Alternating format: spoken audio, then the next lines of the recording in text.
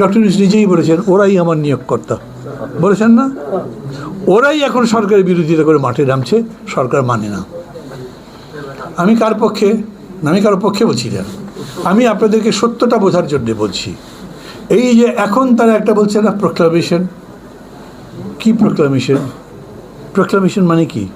বাংলা করেন প্রজ্ঞাপন, বাংলা করেন ঘোষণা, বা যেরকম করেই বলেন এটা একটা ঘোষণাতে যেমন সামরিক আইনের ঘোষণা আসে না, এই রকম প্রোক্লামেশন আপনি দেবেন কখন? যখন একটা জিনিস ভাঙছে, পুরনো জিনিস ছেড়ে দিচ্ছেন, বলবেন এই এই জিনিস চলবে না, আর নতুন নতুন প্রজ্ঞাপন দেবেন এই এই জিনিস চলবে।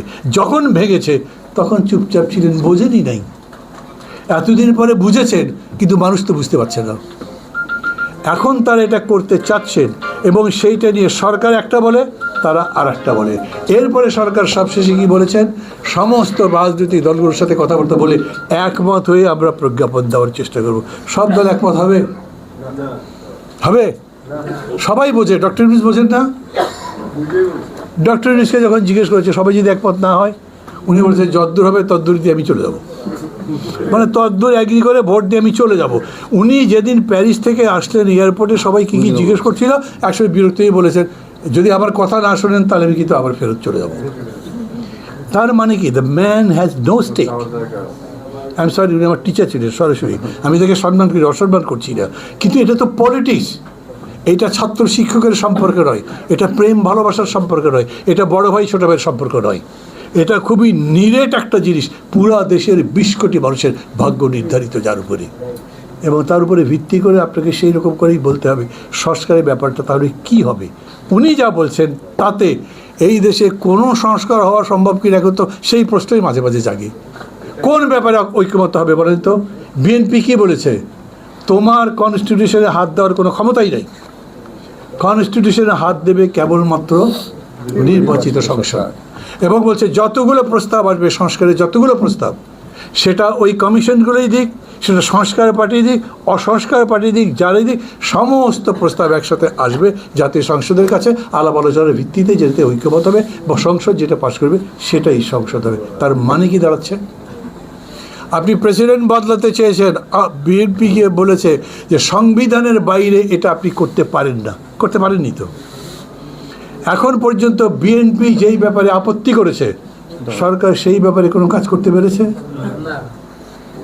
অথচ এক একটা বাস স্ট্যান্ড দখল হয়ে গেছে, এক একটা বিশ্ববিদ্যালয় দখল হয়ে গেছে, সমস্ত শিক্ষা ব্যবস্থা দখল হয়ে গেছে, সরকার তো কিছুই করতে পারে নাই। তার মানে কি সরকারের কোনো ক্ষমতা নাই?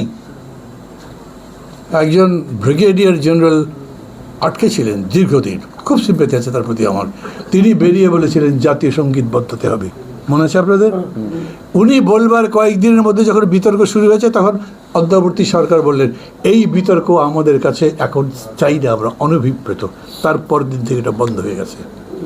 ডক্টর ইউনূসের বা এই সরকারের বোঝা উচিত ছিল যে দে আর দি গভর্নমেন্ট, যেভাবেই হোক তাদের কথা না শুনে আমাদের উপায় নেই। না শুনে কেউ যদি ভায়োলেট করতে চায়, আচ্ছা আমি এর কথা বলতে পারি নাকি, আওয়ামী লীগের বিরুদ্ধে 15 বছর ধরে কিছুই করতে পারেন নাই, আর ডক্টর ইউনূস এত পপুলার গভর্নমেন্ট, তার বিরুদ্ধে গরম দেখালে কিছু করে ফেলতে পারবেন? পারতেন না। কিন্তু আমাদের বুঝতে হবে আমরা কি চাই এবং তার জন্য আমাদের অঙ্গীকার কতখানি। এখন বিতর্ক শুরু হয়েছে, আগে সংস্কার নাকি আগে কী বলে নির্বাচন। এগুলো তো একটা ফালতু বিতর্ক।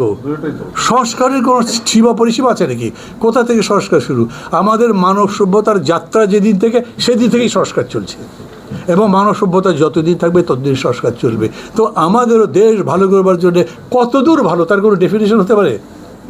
যেহেতু হতে পারে না, অতএব আপনাকে তো অপেক্ষা করতে হবে, অথবা আপনাকে ফিক্স করতে হবে এই বিষয়টা আমি ঠিক করতে চাই। আমি ভাই সিম্পল বুঝি, একটা ভালো ইলেকশন চাই এখন, কারণ আপনি তো দাম কমাতে পারবেন না, আপনি পুলিশ ঠিক করতে পারবেন না, ছিনতাই লুটপাট শুরু হয়ে গেছে না, কিছু করতে পারেননি তারা, সিভিল অ্যাডমিনিস্ট্রেশন ঠিক করতে পারেন নাই, কোনো জায়গায় পারছেন না, যখন তাড়াতাড়ি ভোট দিয়ে দেওয়া ভালো। না হলে সমস্যা হচ্ছে এই সরকারটাও যখন অপ্রিয় হয়ে যাবে যদি হয়, এবং মানুষ যদি রাস্তায় নেমে যায়, কোনোদিন যদি বলে এত টাকা দিয়ে চাল কিনবো না, এত দ্রব্যমূল্য বাড়লে তোমাকে দরকার কি, তখন আমরা একেবারে পাথারে পড়ে যাব, অকুল সমুদ্রে পড়বো। কি ঠিক করবো আমরা? কীভাবে আরেকটা গভর্নমেন্ট আসবে? মার্শাল ল ছাড়া গতি থাকবে না। জেনারেল ওয়াকারকে ধন্যবাদ দেবো, ভালো বলবো, খারাপ বলবো, কী বলবো জানি না, কিন্তু এটা ঠিক এই পর্যন্ত উনি তো জোর করে ক্ষমতা দিতে চান নাই। আর তখন আপনারা জোর করবেন ভাই ক্ষমতা নেন, উনি বলবেন পারবো না। এরকম পরিস্থিতি হবে তো যদি এরকম যায়। অতএব এই কারণে এখন মনে করি যত তাড়াতাড়ি ভোট হয়। সংস্কার পার্টি কি আমার কথার সাথে একমত? না।